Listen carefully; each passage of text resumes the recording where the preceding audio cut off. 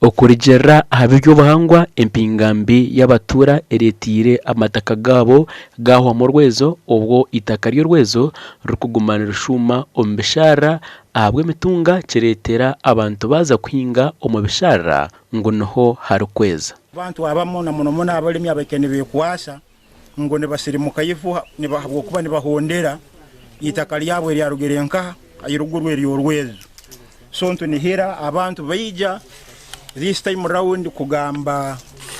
baikara ne balimisira hayiguru hatali kulimira hansi habwo kuba itake lyasiribu tukaganira twaruwo mugezi obonde no muyaga hatiryona lija kuba nilikara hayiguru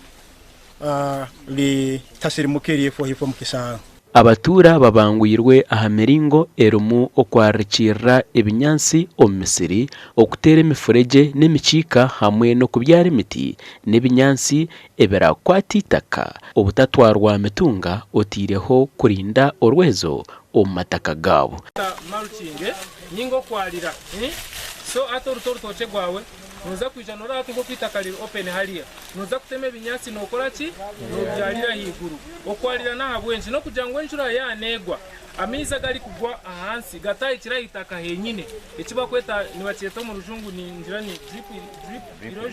drip erosion kujangwa mizi itono ko kuri kwija ryatera hitaka kujangwa itaka lishandale bati rikira binyasi so itaka tirakore ki tirashandale kandi agamizi nigaza kwikandagaciro mu binyasi nigaguma mu itaka ekitongore cya Nature Uganda nicoreka ngo muza district ezine mpunji nka Kyegegwa Kamwenge na Terengo n'ikigenderwa cyo kugaruzaho ebishara ebyasisirwe munonga ebaheriire na za kampu z'impunji kanse cyatotadza gukoraho training tukegesa abana abantu okuhinga ko murembe ninge kitwakweta climate smart agriculture then